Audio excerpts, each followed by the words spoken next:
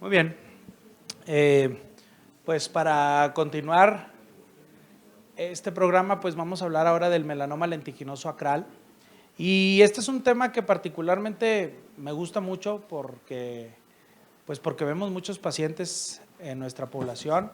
Quizá no sea el tumor más frecuente, pero sí es el que desgraciadamente llega en etapas más tardías a la consulta.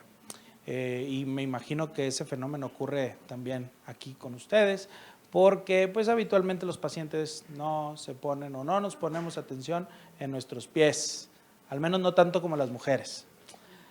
Entonces, las lesiones acrales en población no caucásica, pues sí, digamos, el melanoma sí ocupa un papel importante, ya que afecta zonas acrales de manera primordial. En el caso de los melanomas, el 30% de los melanomas acrales podrían afectar la región plantar, y también reconocer que la piel volar, la piel palmoplantar, histológicamente tiene una estructura o una arquitectura completamente distinta, y por lo tanto los hallazgos dermatoscópicos son diferentes. Aquí está nada más una imagen histológica de cómo se acomodan o se distribuyen las estructuras y el porqué de los patrones dermatoscópicos. En la superficie, bueno, los surcos y las crestas de los dermatoglifos. En la parte profunda de cada surco se encuentra la crista profunda limitans, que es un proceso interpapilar, y otro proceso interpapilar que recibe el nombre de la crista profunda intermedia, que es la que se encuentra subyacente a la cresta y obviamente a la desembocadura del acrosiringio, que es en el ápice de esa cresta. Entonces, de acuerdo a la distribución del pigmento y de las células, si es en los surcos o en las crestas, pues vamos a determinar si el patrón es benigno o es maligno.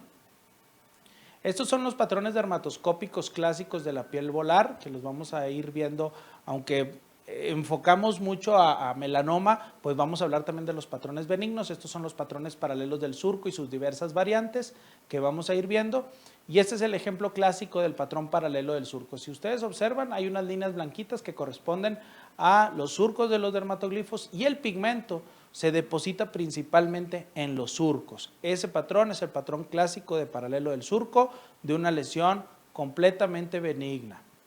Vemos una imagen clínica de una lesión pigmentada y cómo el pigmento también va a lo largo de los surcos, nada más que aquí la diferencia es que las líneas son dobles.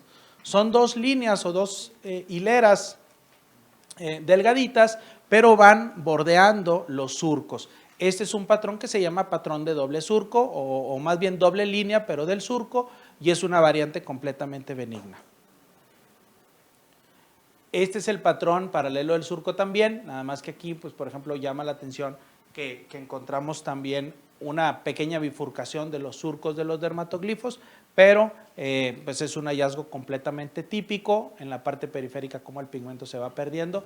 Y mencionar, tal y como lo mencionó la doctora Carolina, que en el caso de las lesiones, así como lo mencionó ella en las lesiones faciales, nosotros en las lesiones acrales, las lesiones pueden ser asimétricas o pueden salirse un poco de ese patrón clásico del ABCD y no necesariamente ser malignas. Ahí tenemos que ponerle más bien atención a las estructuras dermatoscópicas que tienen. Entonces, en este caso se puede ver una lesión que tiene algo de asimetría, pero que dermatoscópicamente tiene una distribución muy clásica de paralelo del surco. Esta es otra lesión también en patrón paralelo del surco en una zona muy poco accesible, que es el pliegue interdigital. Aparte es un paciente pediátrico, pero vean cómo en la parte periférica el pigmento sí se distribuye en los surcos, y eso nos facilita el diagnóstico, porque aunque la parte central quedó un poquito confusa, la parte periférica nos ayudó a dilucidar que era una lesión completamente benigna.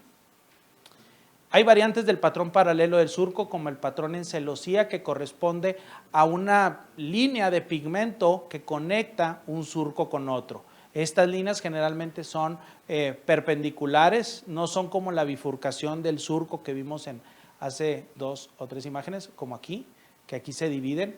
En este caso es más bien o forma como un enrejado o una celosía. Y aquí está el ejemplo clásico, las líneas o el pigmento en los surcos, y luego algunos pequeños tabiques que van a unir. Aquí tiene otra característica interesante, que es la pigmentación de los acrosiringios, que esa es una variante que podemos ver principalmente en nevos acrales congénitos. A ese patrón se le llama el de cresta punteada y es un patrón completamente benigno. Otro patrón en celosía, donde el pigmento se deposita principalmente en los surcos y luego hay estos pequeños tabiques o puentes que conectan un surco con otro. Otro patrón más clásico quizás, o al menos más demostrativo, donde se encuentran estas líneas que conectan un surco con otro. Y esta es otra variante que es una variante más bien óptica del patrón paralelo del surco que corresponde a un patrón fibrilar. Este patrón fibrilar se ve en zonas de mayor presión, principalmente en talones, en los bordes laterales de las regiones plantares y corresponde a esa como rayadura, le digo yo, de las líneas. O sea, el pigmento se encuentra en los surcos, o sea, es un patrón paralelo del surco, pero ese pigmento se encuentra como abigarrado o como si lo intentaran dispersar, pero eso es por el efecto de presión, de una presión indirecta, y hace que haya un desplazamiento como oblicuo del estrato córneo y eso hace que jale como el pigmento y haga ese aspecto abigarrado. Otro patrón también fibrilar en una lesión sobre una zona de presión. Vean, el pigmento se encuentra en el surco, pero se encuentra como abigarrado también, como un poquito más oblicuo, casi perpendicular. Nosotros nos dimos a la tarea de hacer una caracterización de los patrones dermatoscópicos en población acral. De hecho, recibimos apoyo también de un trabajo que realizó la doctora Carolina y el doctor Acosta.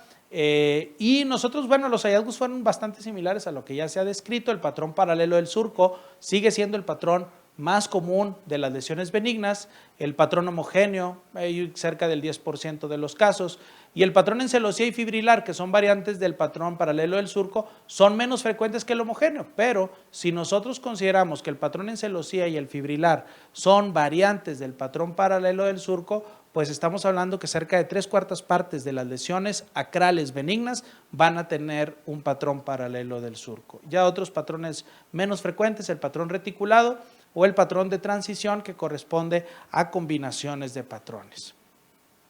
Bueno, de nuevo aquí los ejemplos de los patrones fibrilares. Vean, el pigmento en la parte periférica sobre el surco y cómo se abigarró, y es una zona de presión, ¿verdad? Ese ahí el cojinete anterior de la planta, donde pues hay más apoyo y se hace que ese pigmento se disperse de manera oblicua. Esta es una zona que quizás no recibe tanta presión, al menos no la localización, pero está como quiera en el talón y recibe una presión como indirecta. Y vean cómo el pigmento se encuentra en el surco, pero sí se ve como un ligero borramiento en la parte de aquí. Aunque mucha gente lo podría ver como un simple patrón paralelo del surco y no pasa nada, es una variante. Este es un patrón reticulado en la piel palmoplantar, no es un patrón tan clásico o tan típico, en algunos casos se puede confundir con un patrón en celosía, nada más que la diferencia es que el patrón en celosía literalmente se ve en esos tabiques que unen un surco con otro, y aquí no, aquí es una red muy similar a lo que se ve en otras áreas no palmoplantares.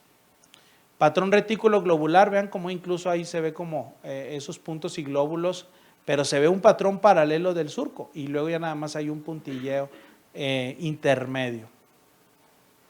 Estos patrones son un poquito también estresantes porque son los patrones combinados, pero estos se ven en las zonas de transición entre el dorso y la planta o el dorso y la palma, en lo que se le llamaban las líneas de Wallace, que corresponden pues a esa transición entre piel plantar, que aquí vemos ese patrón fibrilar, y ya un poco más de piel, digamos de características más del dorso, con un patrón más reticulado, aunque todavía se ven algunas estructuras paralelas.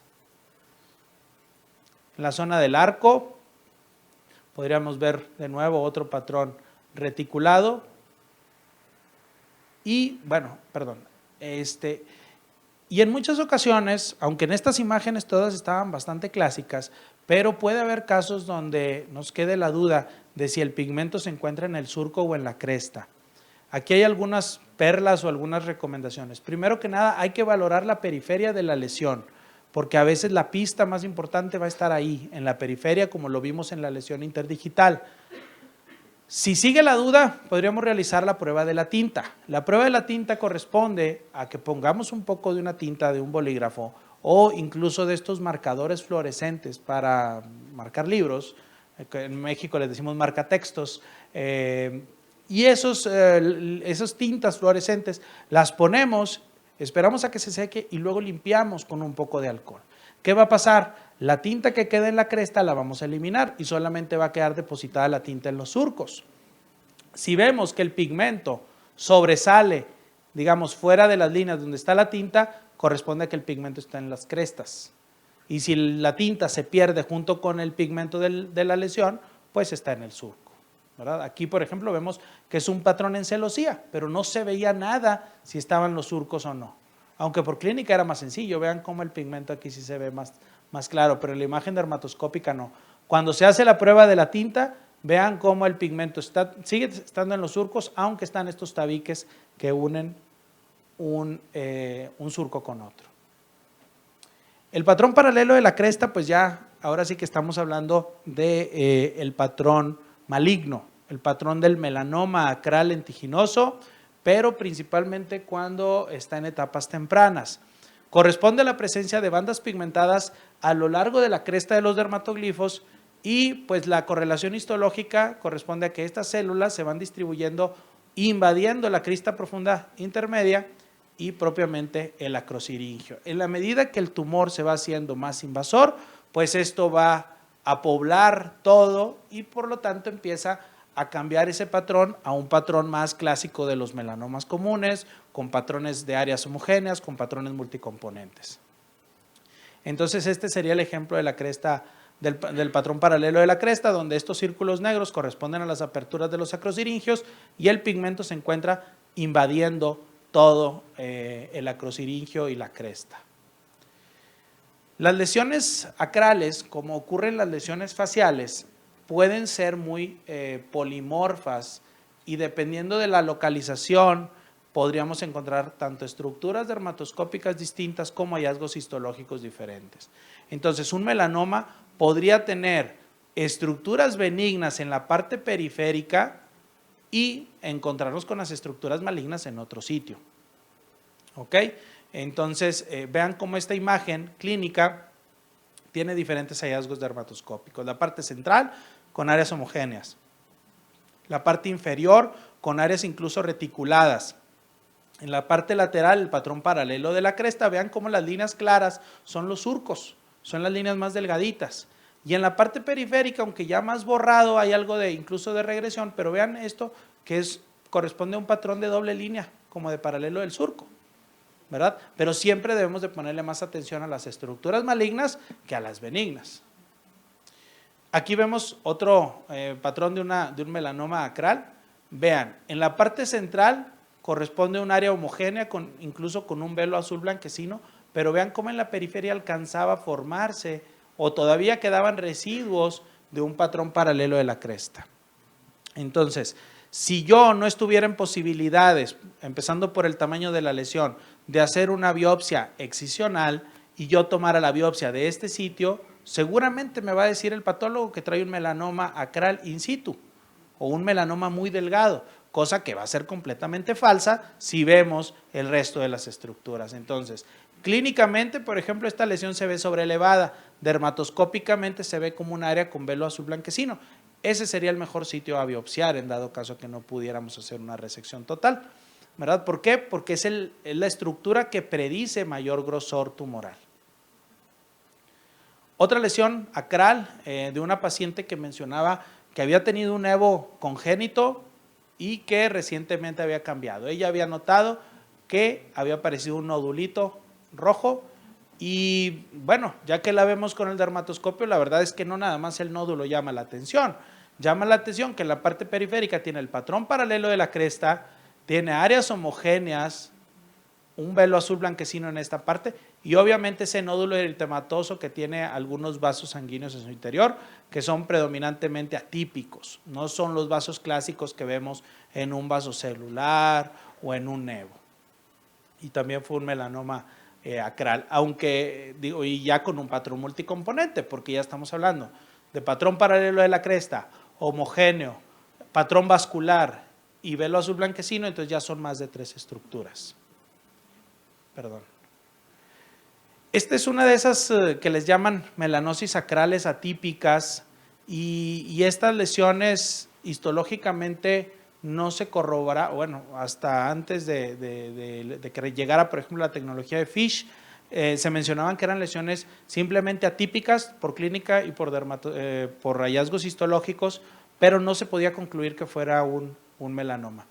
Y esta es una de mis primeras imágenes, digamos, haciendo dermatoscopía y digo yo que ahí se demostró mi novatez en esa época porque no usé ningún líquido de inmersión, pero me sirvió porque esa misma resequedad de los surcos me ayudó a definir dónde estaba el pigmento. Entonces fue como una forma rudimentaria de una prueba de la tinta. Este es el caso de una paciente de 58 años, mamá de una alumna mía de la Escuela de Medicina, que al ver en la clase también de cáncer de piel, me dice: doctor, me llama la atención un lunar que tiene mi mamá, se la voy a llevar a la consulta. La paciente tiene esa lesión pigmentada, desconocía el tiempo de evolución, pero sí decía que era una lesión nueva, que no tenía más de un año de la aparición. Y vemos que en la parte periférica hay un patrón paralelo del surco, pero en la parte del centro se ve más bien un patrón paralelo de la cresta.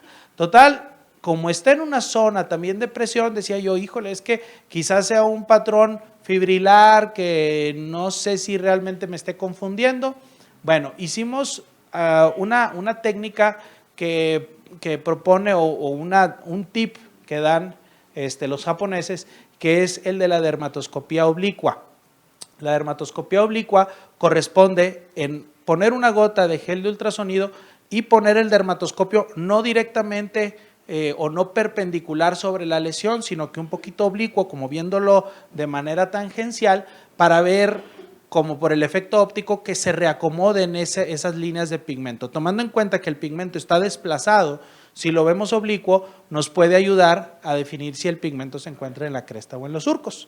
Entonces, esta es la imagen clásica que tenía la duda. Cuando pongo la dermatoscopia oblicua, aquí de hecho está la burbuja del gel de ultrasonido, vemos que francamente el pigmento se encuentra en las crestas, entonces es un patrón paralelo de la cresta.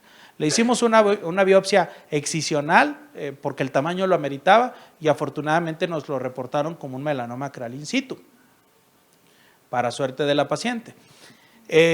Y bueno, aquí otros ejemplos de los hallazgos que se pueden tener en el melanoma acral lentiginoso: el patrón paralelo de la cresta, que ya lo vimos, áreas de manchas de pigmento homogéneo, que esta es una serie interesante porque es de población blanca, franceses, y que es una serie grandecita, y cómo hay otras estructuras que se pueden describir además del patrón paralelo de la cresta. La pigmentación irregular difusa, como esta mancha de pigmento que queda un tanto excéntrica, y bueno, además del patrón paralelo de la cresta, que es el clásico.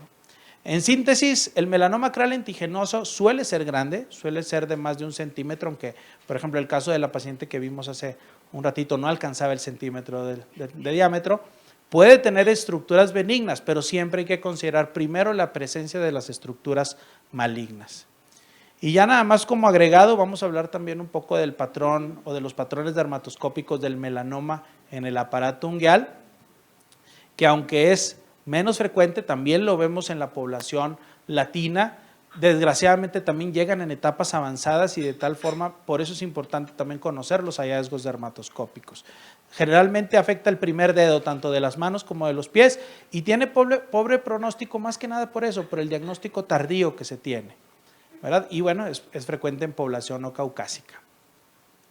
Aquí podríamos hacer la dermatoscopía no nada más de la superficie o de la lámina ungueal, sino del borde libre, ya que esto nos puede ayudar a orientar o dirigir una biopsia, nos puede ayudar a decir si la proliferación, digamos, melanocítica, benigna o maligna, viene de la matriz distal o de la matriz proximal. Y esto yo lo recordé por medio de este esquema, que si nosotros vemos que el pigmento se encuentra en la parte inferior de la lámina ungueal, esto viene de la matriz distal, y cuando viene de la matriz proximal, pues lo vamos a ver en la parte más superficial de la lámina ungueal.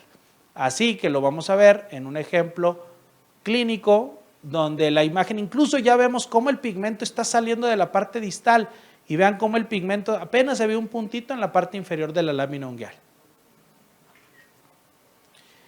El melanoma acral también tiene su ABCD, nada más que es un poquito diferente. La A es de avanzada edad, bueno, los americanos sería por age, pero sería avanzada edad, pero también, fíjense cómo las razas, las etnias también influyen, africanos, asiáticos, afroamericanos, nativos americanos. Ahí no podemos poner la A de mestizaje, pero a lo mejor lo podríamos adaptar así.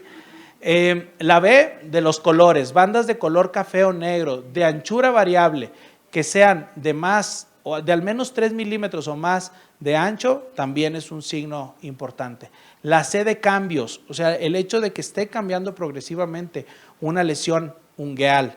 La D, que afecte un solo dedo y generalmente el primer dedo de la mano o de los pies. La E, la extensión del pigmento, ya sea pliegues proximales o laterales como el signo de Hutchinson.